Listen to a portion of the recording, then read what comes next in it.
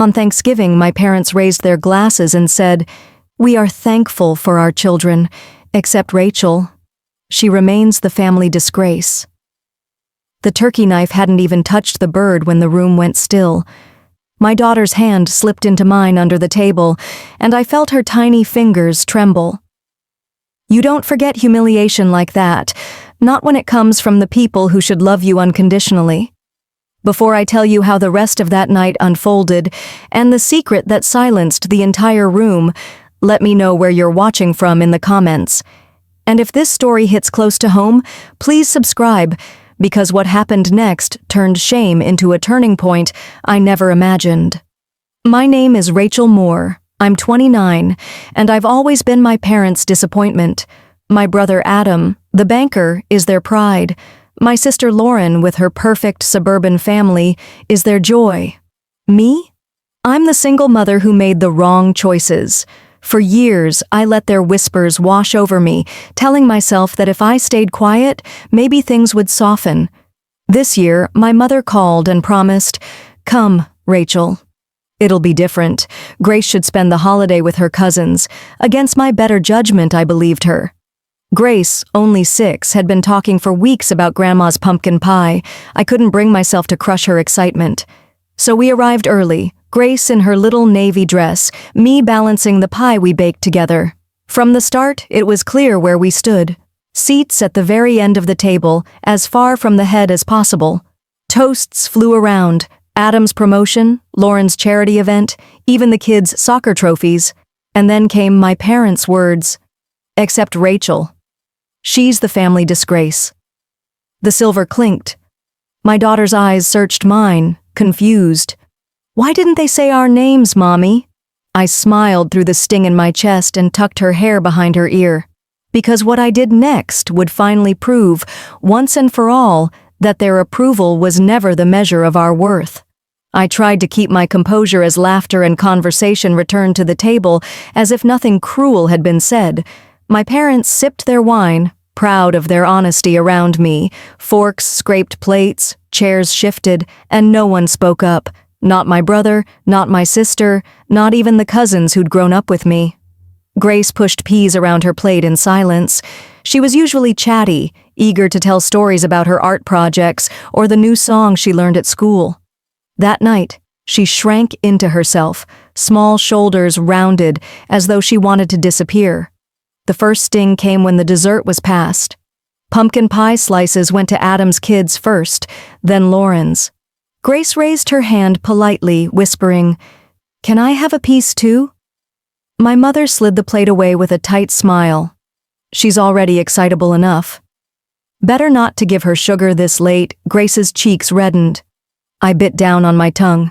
Next, Adam bragged about his new client and my father beamed.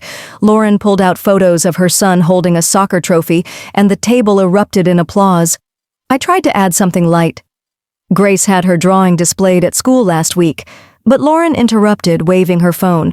"Oh, that reminds me, Zoe's artwork was featured in the local paper." My parents clapped loudly.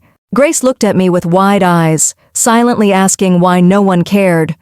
The breaking point came moments later. Her elbow brushed the edge of a glass, sending water spilling across the lace tablecloth. She gasped, fumbling with a napkin. "I'm sorry, Grandma, it was an accident." My father's voice cut sharp. "Of course it was your child." Always careless, just like her mother. Grace froze, eyes filling with tears. That was it.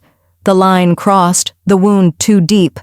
I pushed my chair back slowly, the sound echoing louder than I expected.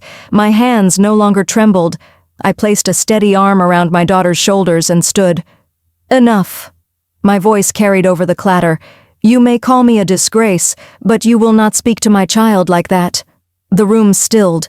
Even the children stopped whispering. For a moment, my father tried to hold my gaze, his jaw clenched. My mother opened her mouth, then shut it again. No one moved. I straightened, guiding Grace away from the table. "We're done here," I said simply. And for the first time in years, I felt taller than everyone else in the room. As I turned toward the hallway, guiding Grace with me, the silence was deafening. I could hear the faint buzz of the chandelier, the crackle of the fireplace, and the quickened rhythm of my own breath. My daughter clutched my hand like a lifeline. Her small fingers were damp with tears she was too proud to shed in front of them. Behind us, chairs scraped. My mother's voice followed, weak and trembling. "Rachel, don't make a scene." "It's Thanksgiving." I stopped in the doorway, my back still to them. For years, those words had chained me. Don't make a scene. Keep your voice down, stay small, stay quiet. But now, with Grace beside me, something inside me refused to shrink any longer. I turned around. My father's face was red, his eyes cold. My brother and sister avoided my gaze, suddenly fascinated by the tablecloth. My mother wrung her napkin, eyes darting anywhere but at me. I spoke evenly, each word measured. "You call me the family disgrace, but you've lived off a lie. You mistake cruelty for strength, silence for respect, and you think humiliating me will erase your own failures." For once, no one interrupted me. I bent down to zip Grace's coat. She looked up at me, lips quivering. "Mommy, why do they hate us?" I kissed her forehead. "They don't hate us, sweetheart. They hate the truth. And that's not our burden to carry anymore." That was the turning point, the moment my voice, long muted, rose above theirs. We stepped out into the cold November night. The wind bit at my cheeks, but I welcomed the sting. It reminded me I was still alive, still capable of choosing something better. I strapped Grace into her booster seat and slid behind the wheel. Through the window, I caught one last glimpse of the glowing dining room. Figures huddled around the table, frozen in place, their feast untouched. For years I had been the quiet benefactor. They never knew it, but the mortgage that saved their house after my father's poor investments, that was me. The anonymous scholarships that covered my niece and nephew's tuition, that was me too. Even Adam's business, propped up by mysterious angel investors, had my fingerprints all over it.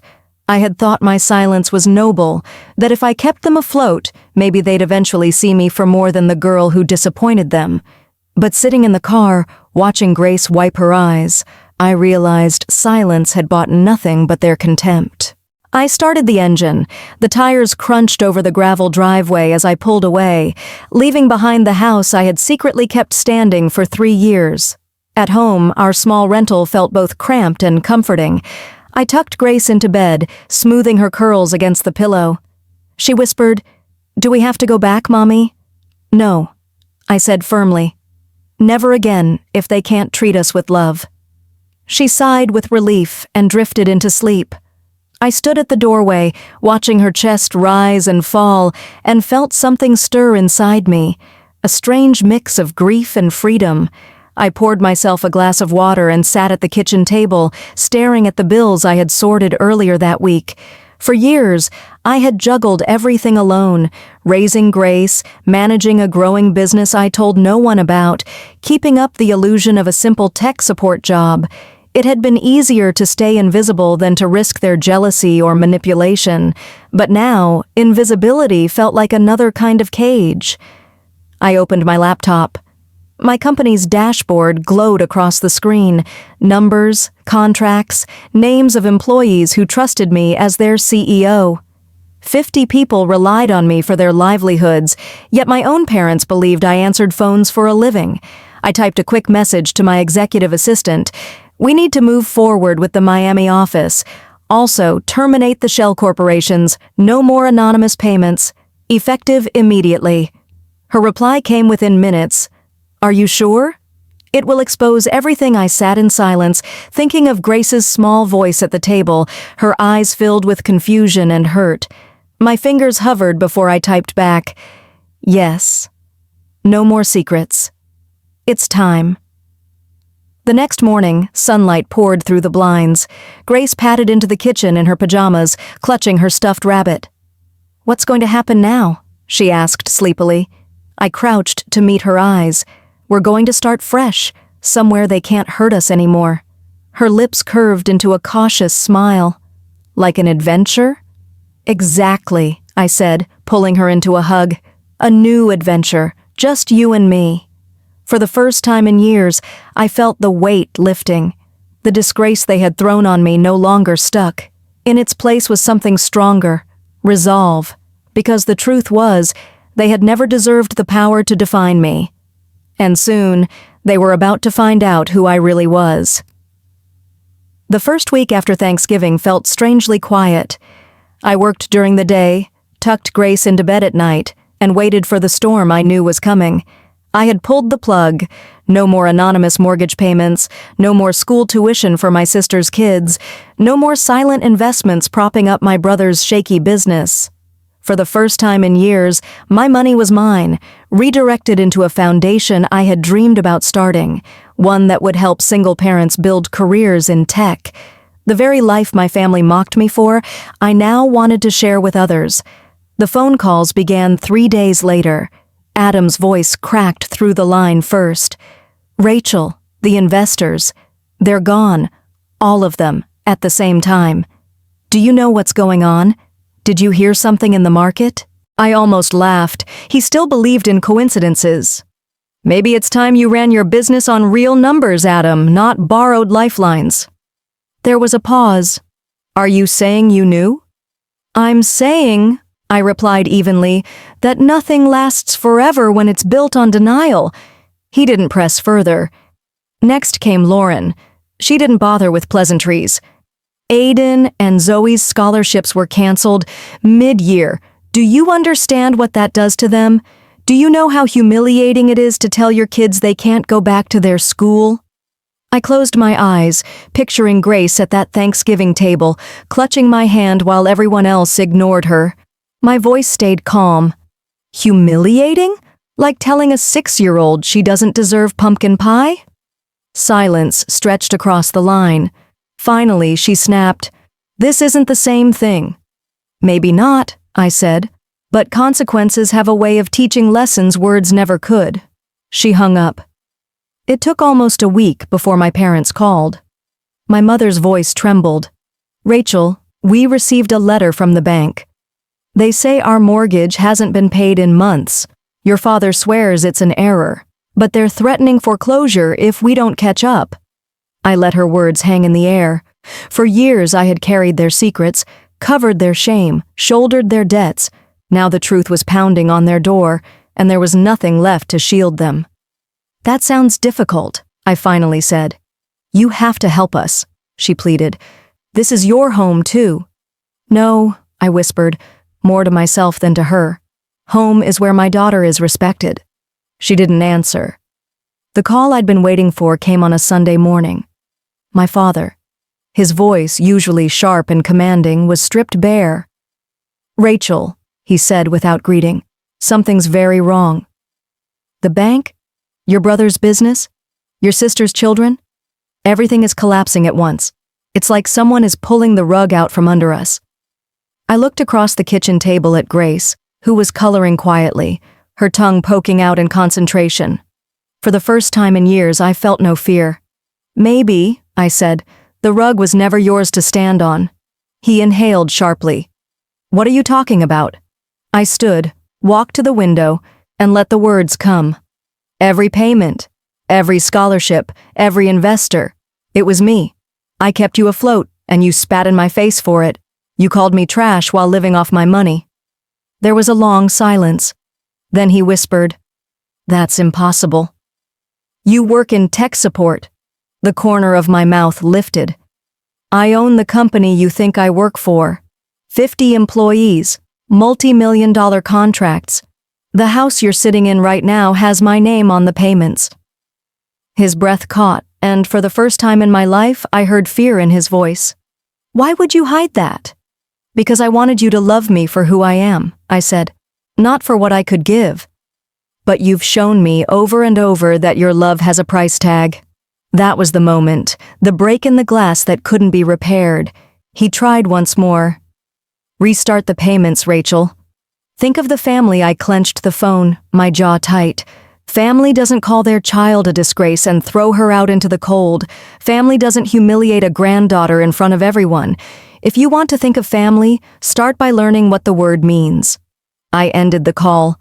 My hands didn't shake. That evening, Grace curled beside me on the couch, her head resting on my shoulder. "Are Grandma and Grandpa going to be okay?" she asked softly. "They'll have to figure things out," I told her, "but they'll do it without us carrying them anymore." She nodded, then whispered, "I'm glad it's just us." I kissed her forehead. "Me too." Outside, the November wind rattled the windows, but inside, for the first time in years, I felt warm. The disgrace they branded me with had become my strength, and the game had only just begun. The days after that call felt lighter than I expected. No more hiding, no more sleepless nights wondering if I'd ever be enough for them. Instead, I woke each morning with purpose. Grace's laughter filling the kitchen, the sun slipping through thin curtains onto the plans spread across my table. I filed the paperwork for my foundation, a dream I had tucked away for years. Its mission was simple: to give single parents in tech the resources and mentorship I never had.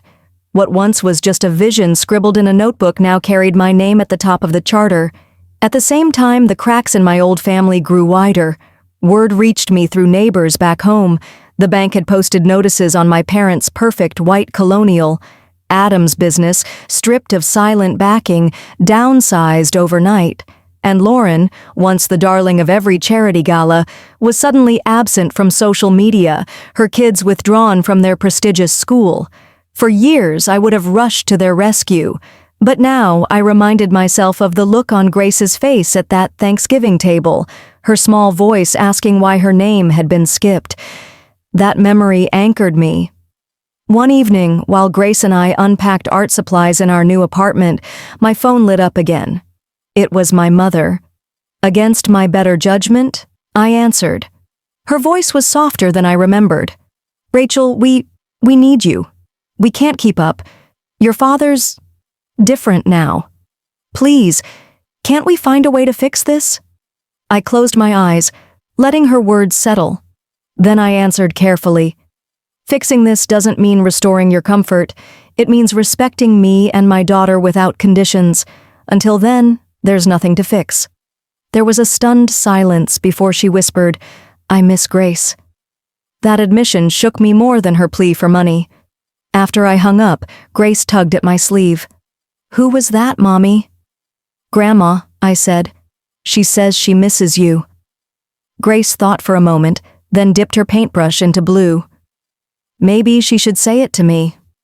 Her words were simple, but they landed like truth I could no longer ignore.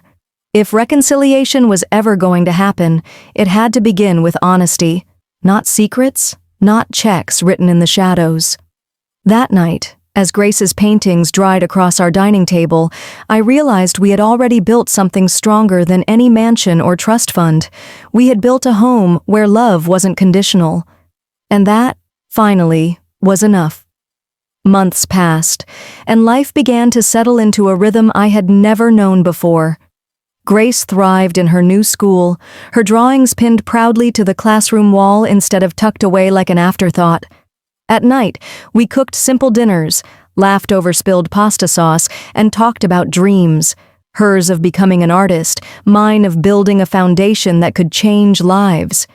There were still phone calls, some softer, some desperate, but I no longer carried them like chains. My parents had to learn what I had finally embraced. Love without respect is not love at all. The greatest shift wasn't in them, it was in me. I no longer measured my worth by their approval.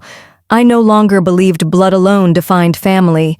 Instead, I found strength in boundaries, peace in honesty, and joy in watching my daughter grow without shame hanging over her. Looking back, I understand now. Being called a disgrace was never the curse they intended. It was the key that unlocked our freedom. Sometimes the most loving thing you can do is walk away from those who refuse to see your worth. If my story resonates with you, I'd love to hear where you're watching from in the comments. Share your experiences. Have you ever had to step back from family to protect your peace? And if you'd like to hear more stories of strength and healing, please subscribe. Because in the end, we all deserve a place where love is unconditional, respect is given freely, and no one is ever made to feel small at the table.